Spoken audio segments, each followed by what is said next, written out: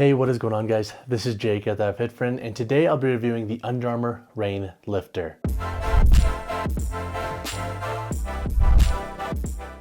So 3 pros that I have with the Reign Lifter is number 1, I found this shoe to be pretty dang well rounded with its overall performance. Now, when I first put these on, it actually took a minute for these to grow on me, and it took probably 3 or 4 real good sessions in them before it started clicking with, okay, this model is a pretty dang good shoe for what they're designed to tackle and do. So when it comes to their stability in squats, they have performed really well. And I like the overall snappiness that the sole gives you when you're doing cleans, jerks, etc. So as a well-rounded weightlifting shoe for a first pass for Under Armour, I do think the Under Armour Reign Lifter is a pretty dang good model.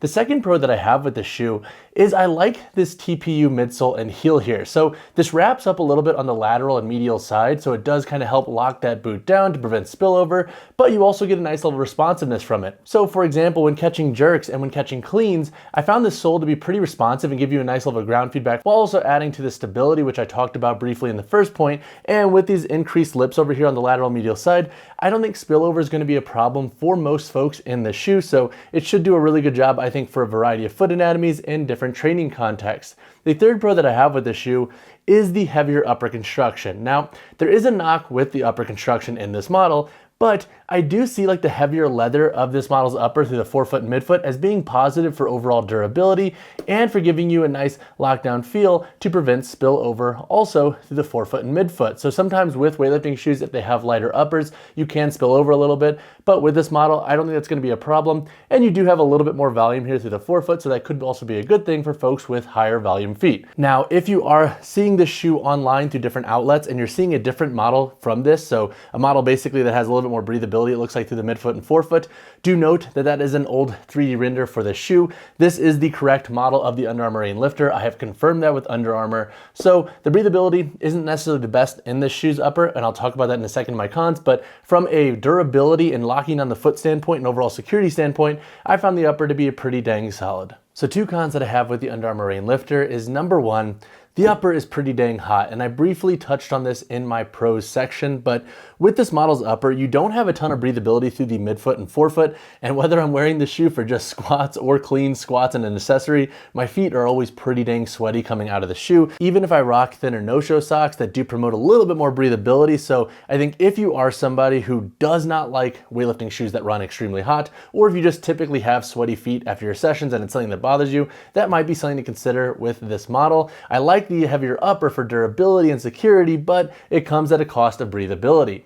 The second con that I have with this shoe, and this is something that I think others will notice during the break-in period with this model, is that this midfoot strap sits a little bit low through the midfoot here. And so when breaking this shoe in, I found that I was having a little bit of slip back here, so I really had to crank these laces tight. Now, since this model has broken into the forefoot, this has kind of ceased to be an issue, but I think if you have low volume feet, for example, this could be a little bit more of an issue for you, because since this strap sits a little bit lower during that break-in period where the shoe is a little bit more stiff, I think you might have a little bit of heel slip.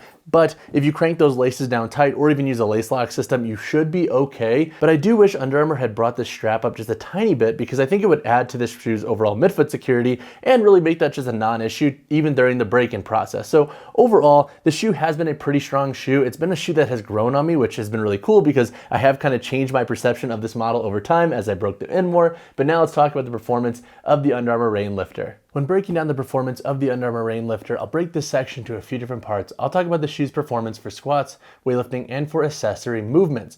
So when it comes to squats, I thought the shoe has been an exceptional model for 3 key reasons. Number 1, I really like the level of traction you get with this full rubber outsole. You have this nice grooved and ribbed patterning here, and I found that it gripped really well on wooden platforms and rubber gym floors, so I don't think traction and grip is going to be an issue in this model whatsoever. The second reason why I like this model for squats is its overall stability. So with this TPU injected heel, you get a nice level of stability, and you also have a thicker rubber outsole up here, so I don't think you're going to have compression issues whatsoever in the shoe. When squatting heavy, this model felt pretty dang balanced and stable, so I like that about this model. And the heel to toe drop in this model sits at 19.7 millimeters. That comes out to about 0.77 inches. So if you typically like 0.75 inch heels in your weightlifting shoes for your squats, that could also be a pro of this model. The third reason why I like this model for squats is its heavier upper construction. You feel really locked down and anchored in this shoe when you're squatting, when you're not being so dynamic with your movement. So I really like that about this model. So I think if you're investing in this shoe just for squats, you will like this model's overall performance. When it comes to weightlifting, and more specifically the clean and jerk, this model has also been a pretty dang good shoe. Now,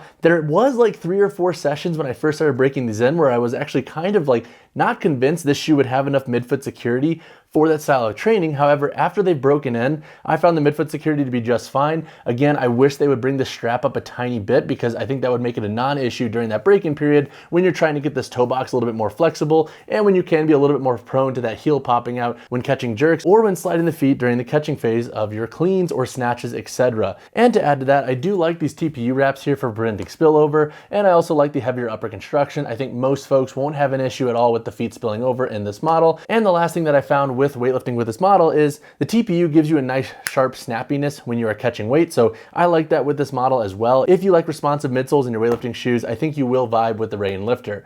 For accessory movements, this model is okay. Like it will work for things like leg press, hack squats, etc. So basically movements where you want to wear a weightlifting shoe for promoting form or for promoting a quad bias. My only issue with this model in that context is that it runs really hot. So if you're doing, for example, high volume sessions where you're hitting leg press or hack squats for like 4x10, 3x10, etc., this shoe is going to be pretty hot. So I would expect a sweaty foot coming out of this model, but overall they will get the job done for that context. They're stable, good outsole grip, so they can work in that realm of training. Overall, I thought after this model got broken in a little bit more, it has been a strong shoe across the board for squats, weightlifting, and accessory movements. All right, so when it comes to the price of the Under Armour Reign Lifter, you can expect to pay around $200 USD. So this is right in line with other big brand premium weightlifting shoes. Now, do I think this model is worth it for that price?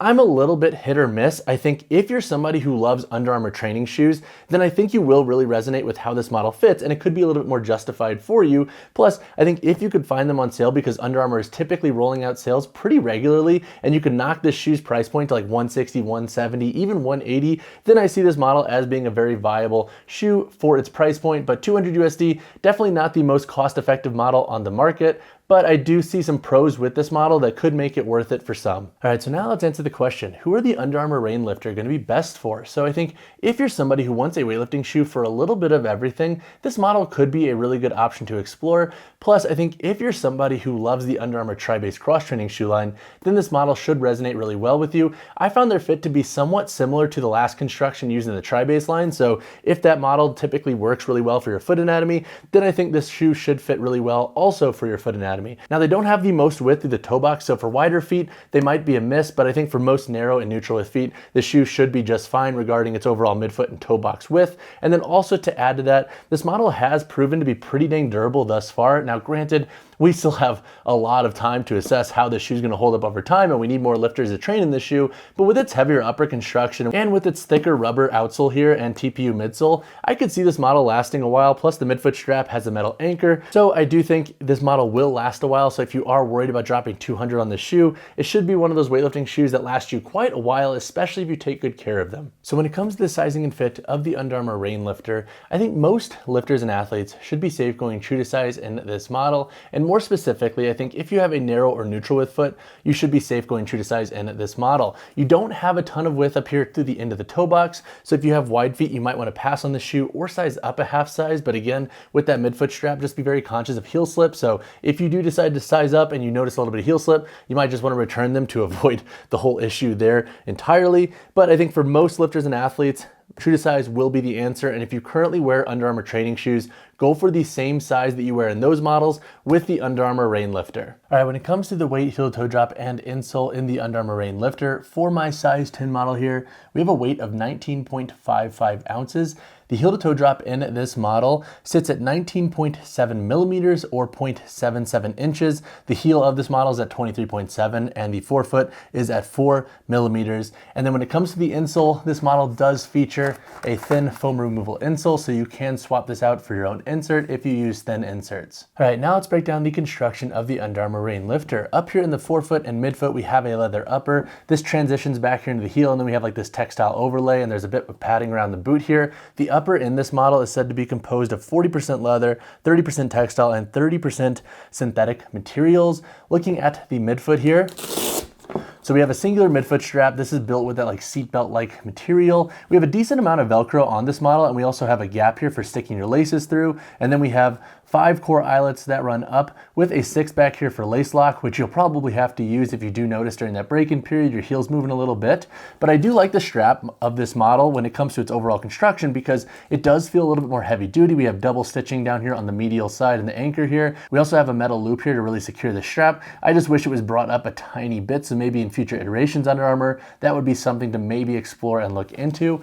Looking at the heel back here, we have an external heel tab, and then the tongue itself is this more thin/padded material. Up here towards the top, it's a little bit thinner, so when you are adjusting this tongue, we have seen this with other training and weightlifting shoes that have thinner tongues. Definitely use 2 hands to adjust this because with these lips here, I don't want you pulling on one side and having them rip. We do have a little bit of stitching there, so that shouldn't be a huge issue for most folks. However, definitely something to consider and think about. Looking at the midsole and the heel, we have a TPU injected heel back here. So we have a nice level of stability, and it does flare out a little bit to give you a little bit more of a base. And we do have that TPU wrap up here on the medial and lateral side to help prevent spillover and to give you a little bit more of an anchored feel. Looking at the forefoot midsole, we do have just this rubber outsole here. And then looking at the tread and the outsole in this model, we have a full rubber outsole. We do have a little insert here where you can see that TPU injected midsole. But when it comes to the traction and tread of this model's outsole, we have this grooved patterning here. I like this overall. It doesn't feel too tacky when adjusting for jerks, and it does give you a nice level of traction. So I'm a fan of this outsole tread, and I think it should work for most folks. But that pretty much wraps up the gist of this model's construction. If you have additional questions on the Under Armour Reign Lifter, drop a comment down below and I can help clarify whatever you have. All right, y'all, that's up my review of the Under Armour Reign Lifter. Overall, the shoe has definitely grown on me, and I think if you invest in them, definitely expect a few sessions to really break them in before they start feeling really solid. I think this is a good first pass from Under Armour regarding their weightlifting shoe creation, so I'm always stoked when there are more options on the market to choose from as well. But if you have additional questions on the Reign Lifter, drop a comment down below or reach out to me personally, whichever you prefer. And as always, drop a like on the video, subscribe to the channel. I'll see you in the next one.